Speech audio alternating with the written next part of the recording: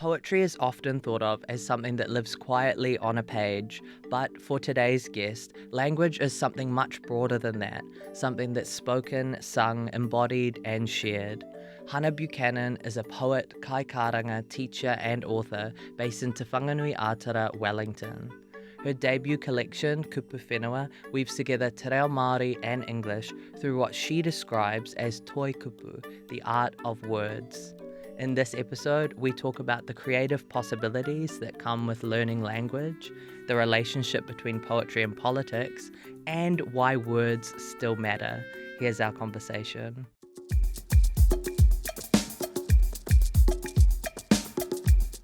Kia ora, Hana. Thank you so much for coming in today and welcome into our studio today here in Wellington. I thought we could start this interview. Your work obviously spans poetry, karanga, waiata, writing, but you also teach yoga, meditation, movement.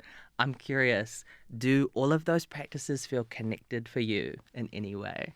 Oh, yes. Well, firstly, tēnā koe, André. Thank you so much for having me in here. Ka mihi au ki te kaupapa o articulate, acknowledging the kaupapa. Also, e ko ana tēnei uri o Ngāti Haumia ki te aro Tiatiawa Taranaki iwi. Just acknowledging that I'm happy to be here at the studio, descending from the lands that we're on here in Wellington, Poneki. And looping back to your question, there is a thread in all of those practices, the creative practices, and I think the underlying thread is a sense of rhythm or beat, like the word-based practices very much around flow and cadence of language. And then actually that also morphs into the movement-based practices because it's flow and movement of body. And linked there, that the beat, the underlying aspect might be the breath, or the heartbeat, and then the thread that binds them all together is this concept of pūmanawa. Pūmanawa is intrinsic skills or talents that probably are passed down through whakapapa, through tūpuna. And for me, I think this ability and love of words and of movement encapsulates my pūmanawa, and I love to express in that way and also support others, particularly through my teaching work. So in that sense, the word work, the movement work becomes rongoā, medicine, healing modalities. That's another thread. I totally loved this description of your work that you've said previously as toikupu, the art of words. And I just wonder, like, for a listener who may never have come across that term before, what does it mean to you? Toikupu is a reo Māori word. So first of all, I love the fact when I say my practice is toikupu, that already it's framing it in a Māori worldview. The word itself, broken into two parts, kupu, is a noun, which is a word. It also is a verb, to speak. So I love that it's both a naming and an action word. And then toi is the word, you may have heard it. Toi is a word for art, or art in general, in te reo Māori, often for visual arts. But toi also has this meaning of excellence or the ultimate of something. So I think toikupu is working to uplift and elevate the art of words to to a higher place, to sort of celebrate. At the same time, I often use toikupu poet, as a hyphenated thing, and I love the word poet and the origin of poetry too, from Greek and then into Latin, Old French, Middle English through to contemporary English. The focus there is on the creative act and making something, with a focus on letters or words. Toikupu, kupu, with the speaking, is more on the oral. Yeah, so both those things. I was thinking about poetry and I was trying to think of what it asks of people who engage with it. When I thought of poetry, I thought of kind of a slowing down potentially, but also like sitting with language or words in a different way. Why do you think that poetry still matters, especially now when everything in the world feels so crazy and our attention is pulled in a million different directions? Oh yeah, beautiful. I love what you're saying about it. Poetry can pull us in, or asks us, I'd say maybe offers different ways to have an experience. But I like as well what you're saying about this sense of a lot going on right now, maybe overstimulation, being pulled this way, that way. we're here in Pōneke in Wellington, so we might bring to mind a windy day. You're somewhere near trees, blustering, flowing around, sort of crazy frenetic energy, and a poem might make you focus beyond all the trees, then into one tree, one branch, one leaf on the tree, maybe even aspect of that leaf. So even then there's a settling when you can come into the succinct distillation of word art. So that might just be a type of poem that's beautiful and can cause a slowing. There might be other types of poetry, and we'll get to talk about the different types that could intrigue or bring a different perspective on something. So these are all deep parts of the human condition, connecting and having these moments of stillness. Aha ko te aha, whatever's going on around you, the storm, the busyness, you're still connecting into those threads of experience, I guess. I felt like we were getting a little bit of an oral poem there from you, Hana, a little bit in your description of the tree and the leaf. Beautiful. I also wanted to ask you, though, you obviously write in te reo Māori, English, bilingually. Within your creative practice, what are some of the benefits of being fluid with and blending and working across languages? Well, I think in contemporary Aotearoa New Zealand, working bilingually, biculturally is highly relevant and supports us as a nation to come more into who we are. Sort of firstly, then if I think back to our little kōrero about the word toikupu and the word poetry, just at the beginning, language isn't just language in a vacuum. Language is a vehicle for culture. Language carries cultural information and references. So, for example, in a literary tradition, Western literary tradition, I did an English literature degree at university first out of school, and I was, amazed to understand that so many of the references in literature come back to Shakespeare or the Christian Bible. So many. And then, of course, in te reo Māori, references come back to cultural aspects of a Māori worldview. For me, as a descendant of Taranaki origin iwi, there's a lot in my reo that references leaders, tupuna from Taranaki, across iwi and hapu, a lot of connection to te taiao, the natural world. So when I use te reo Māori and New Zealand English, I'm already bringing in references to different worldviews and traditions, so it's a richness. Also, it gives me a much broader canvas to work in as a creative person who is lucky to have both languages. If I'm working just in te reo, which I started working only in te reo writing, but then I was like, I would like it to be accessible a bit more broadly, and bilingual also feels good. If I were a visual artist, it might be that I work with canvas, oil and watercolours, but also I'm working with wood and carving or fibres and weaving, and they might also come together to something which is relevant for us in Aotearoa New Zealand and for me as a bicultural person. Yeah, and I was thinking there of like an expansion, of like, and thinking of an artist, like the tools we use, language. I mean, you're literally opening up to a whole new world, when you introduce a new language into your practice, which is beautiful. But poetry is also such a different form of writing. I was also thinking, Hana, that like it often has a rhythm and a lyricism, and I was even thinking of an inherent sort of music that's built into poetry. What do you love about working in the medium? Oh, definitely. That musicality is definitely something that strongly connects me into poetry or toikupu. And you're right, it is a unique art form, but within the art form of poetry or toikupu, there's a lot of styles. So lyric poetry is particularly musical, and lyrics of waiata come from that same origin. There might be narrative poetry, which is epic, sort of storytelling, more descriptive or reflective. And then there's poems that like haiku that might work to very specific structural guidelines, or particularly Shakespeare made them very famous sonnets, 14 lines and iambic pentameter. These are all rules and structures or tools. So I'm saying all of these things because I love the variety of the form.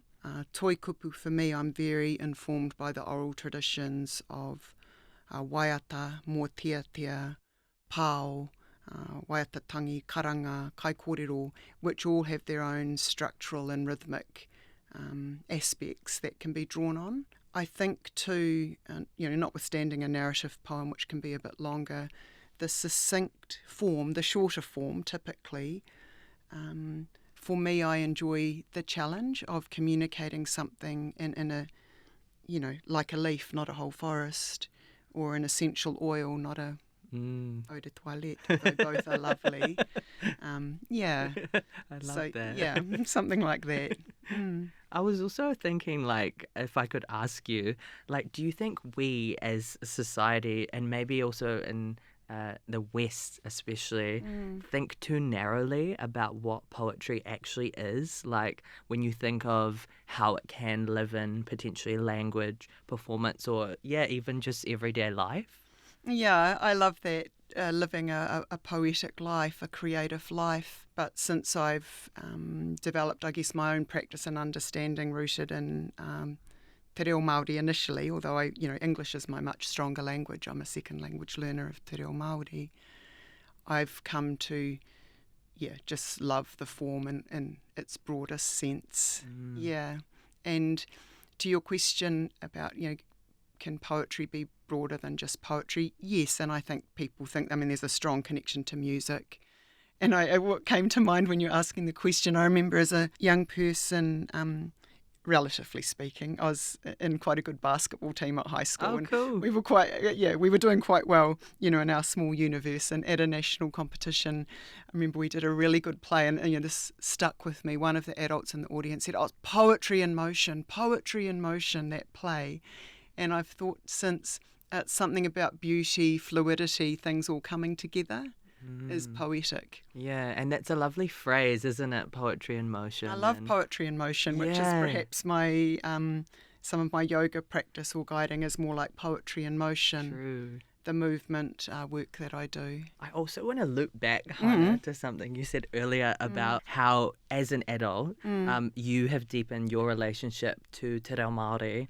How does that open up when you are learning new language, new room for you to experiment creatively as an artist? Like, I'm thinking, has that process for you changed what feels possible? And, not just in poetry, but art making or life more generally? Yeah, like absolutely in the strongest terms, and just to sort of draw the context back and then elaborate on that response. I've always loved sounds and language and was always drawn to the sounds of te reo Māori. But as a young person growing up, I very rarely heard it in the context I was in. My father, who's my Māori parent, learnt te reo as an adult when I was a teenager, and he was, very, very into it and very engaged. So I got that sense of excitement from him. I then, I do have a background in linguistics. I did a Master of Arts in Linguistics and had learnt a number of other languages of the world and lived overseas and had fluency in some other languages, which I enjoyed in terms of the cultural connection, but it didn't... actually, I was in Buenos Aires in Argentina around about 10 years ago, and my Spanish was reasonably okay. But that made me think, why am I speaking the language of another country and culture? And that was one factor, but a lot of things came together for me to really 100% commit to reclaiming my reo rangatira. So that journey, I went to immersion language learning, and my life has changed radically. Reclaiming my reo Māori has given me such a deeper and broader sense of self, my connection to my whakapapa, my tupuna, my identity. And then because I'm lucky to live here in Poneke on my tūranga waiwai, I'm a mana whenua person here, I'm on my tupuna land all the time. So my connection to taiao, to the land, is strengthened. So then wherever I am, I'm comfortable. For me, the language, reo Māori me ona tikanga, the language and its cultural practices is the absolute foundation of my creative expression. Other people have different doorways in, but it's been really fundamental for me. I also wanted to ask you, Hana, like, again, going back to this kind of the moment of today and this world we're living in with smartphones and social media, poetry feels really publicly visible right now online than it has in a very long time. Do you see social media as potentially opening poetry up? I love the role that social media plays in the Māori writing community, the New Zealand writing community, going down to Pōneke. There's so many people engaged in poetry writing here in Pōneke and Wellington. And so for me, social media, my social media engagement is a pretty thin line. I've got a Paiahua Instagram account, and that's, I'm not a huge user or consumer, but it's actually a really important platform for me and others in our community to connect with each other, share a little bit of work, what's going on. It's like, perhaps the town hall or the marae atia of old, sharing information. It's a quick place to go. I, follow lots of writers and see what they're doing, getting inspired. I was also thinking, Hannah, I wanted to talk about politics, which is where do you begin these days with thinking about politics? But thinking about poetry in relation to politics, could I maybe ask you, do you think poetry has a particular power when it comes to not only political but socio-cultural change here in Aotearoa? Yes, I do. And I think in Aotearoa, New Zealand, creativity is an important part of change. How are we as people able to stand in a place where we can be creative and express?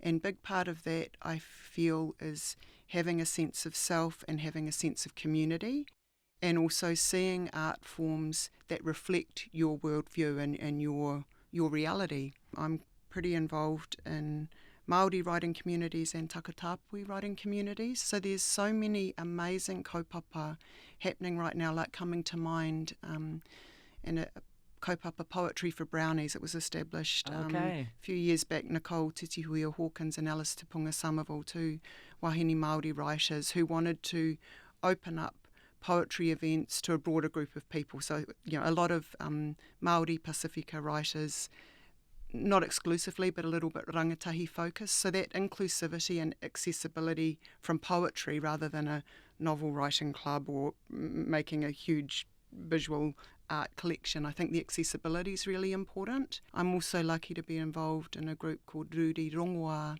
Hini Baker leads that with Mana Tipua, based in Otautahi.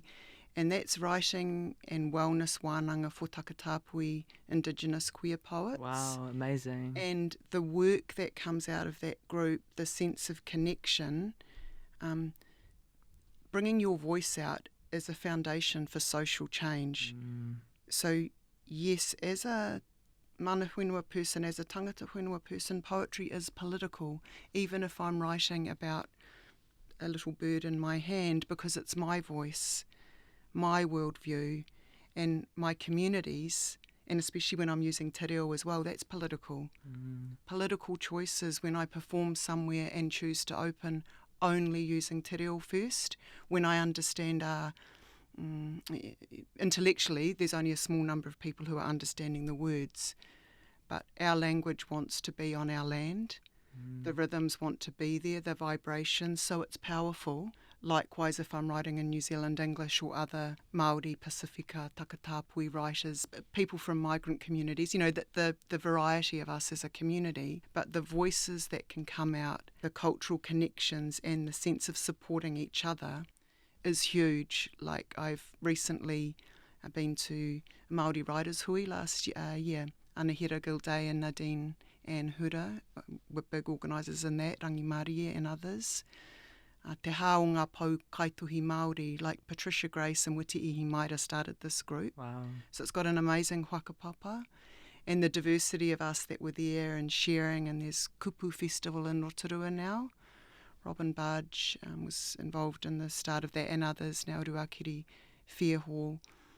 There's young Pasifika writers activating. There's so much going on that makes me feel excited, and creatives are often at the forefront of social change. So I know I've taken a long time to answer your question, but I really think it is an important part of our continual shift and evolution, and particularly the weaving in of reo Māori, ao Māori perspectives, Moana, Pacifica, our broader Pacific location is super important. When you were talking there, Hana, I was thinking about how poetry is so interconnected to this idea of voice, like our own voice, the collective voice, the voice of the communities that we belong to, or our own whakapapa voice even, that has to come through. Yes, and it's a contribution to the extent of creative community. I was struggling in English because I was thinking te mata, he mea kei te mātauranga Māori continuum. It's part of the continuum of elevating and understanding Māori worldviews and creative worldviews. And the voice, or even, I work as a movement teacher at Toi Whakaari, so the importance of theatre practice, seeing and reflecting our stories, the importance of artwork, speaking to people, long form prose, people, films, seeing yourself in a creative space can be affirming around your identity, but also I'm sure you've had the experience, you read a work or listen to some music and it slightly shifts, it brings a different lens onto an experience you've had, therefore you understand yourself a little more. Totally. So that's part of the offering of being a creator for my own toikupu. I had a interesting experience recently. I've written some lyrics for a set of waiata. Actually, we're working on an album group called Te Raumoe. Maybe you invite me back another time. I can tell you all about that. But one of the team said, those lyrics reminded me of this experience they'd had, where my intention was something quite different, but because the lyrics were open enough, they could see their own experience in it and found it to be quite a moving thing for them. So that's great. People respond in different ways. I want to ask as well, what are the hallmarks of a great poem? Whether I'm reading it or hearing it, the sound is something, he miri ki ngā taringa, to be appealing to my ears. I think too the emotional engagement, the emotional impact that the work would have is important too. So something that sounds good, that connects with me emotionally, might surprise, like a phrase or a perspective that sort of causes me to shift a little. And then also just this revelling in words, the beauty of words. I like quite a few, different poems, but I think the common thread would be something around the flow, the emotional connection or perspective shift. I love that when I'm surprised and a little twist, a little twist, or even just a bringing into a slice, just to a moment like the forest to the branch to the leaf to the thing, just to sort of honing in moment. On something. Yeah, and that person's perspective, and then how I respond, what it makes me think of, what it triggers. It's very generative, I think, a poem that lands well. I think just lastly, Hana, you have brought an object in from your creative life to share with us today. I do. Can you tell us what it is and what's the story behind it? It's my book, which is Kupu Whenua, which has recently been published. Wow. And I'm the author. It's so beautiful. It's such a nice cover. The cover is very cool. This is Wellington Harbour, as you might know it. If you look close, it's map work, typography. How amazing. Nick Denton is the artist I collaborated with, a beautiful tangata tiriti creative. Shout out. Yeah, definitely, Nick. This is Pukeahu Maunga in the middle, but we've recreated it using topography and research we did about the original size. So that's where the National War Memorial is now in Massey University. But that's Pukeahu Maunga, the maunga for Te Aropa, where I'm from. This blue line is Taranaki Street, Taranaki Iwi, Taranaki Maunga, Taranaki Tangata. That's where our papakainga was. There's also a photo underneath which has a kohatua boulder from Maunga Taranaki, our origins. Our tupuna migrated down at that sort of early contact period, and then we were here at the time of Te Tiriti, that early settler period, and many of us have still stayed, my own whānau included. But Kupu Whenua, I wanted to bring this in because I'm so proud of this as a baby, but and as a creative offering. And it's bilingual. Some of the works are in te reo, some are in New Zealand English. And I say New Zealand English because of the special variety of English we speak here, which is strongly influenced by te reo Māori words and also rhythms. And then this shares a kōrero about this city here from my eyes. It's my experience of the city. The actual structure is maunga, mountain, wai, waterways, kainga, homes, waka, manu, birds, and whetu, rangitia, stars, and those who have become stars. And look, kupu whenua, toikupu poems by Hana Buchanan, and it says, tēnā koe André, Mauri ora, which is a wish to be well. And I've signed it, Te Aro, where we are, Puanga Matariki 2026, so this time of our new year. Oh, wow. And I have a X here, which, of course, I'm sure I would love to do a little kiss to you, but it's not actually a kiss. My tupuna, who was the upoko rangatira at Te Aro Pāhimi Parae, wrote a lot of letters to Governor Gray and the Crown at the time about the land, the stealing of our land, the confiscating of our land, the undermining of agreements. And he was an absolute orator, but he had a scribe for English, and his mark was an X. Wow. And so I've seen some of his work and some of those records of his letters in the National Library and in the Wellington City Archives. So I'm honouring my tupuna. A bit of him, Yeah, there with the X, and that's also, there's a lot of kōrero in here about what's happened to us through the process of colonisation, but I'd love to gift this. Oh my God, thank you. you so much. Sorry, I was getting a bit emotional there, even like, I'm kind of a bit overwhelmed. Thank you so much, Hana. I'm for so... this gift. I really appreciate it. I wish I had something I can give you back. Well, you've given me this opportunity to come in here and share kōrero, to respond to your beautiful questions and your deep rangahau. The care that you've put into the questions, I can really feel them. And so it amplifies. It's an opportunity for me to share my practice, which isn't about me. It's about expressing pūmanawa, the natural skills that I have. We all have pūmanawa, but it can just be latent. It's like that nature versus nurture in a Western, human development model. Pūmanawa is more nature side, but of course it can be nurtured and nourished to come out. And I'm also the stage of my life where I'm deeply into pūmanawa, to share some of my creative talents to support others. So I really appreciate the opportunity. Thank you. Kia ora, Hana. Thank you ora. so much for coming in today.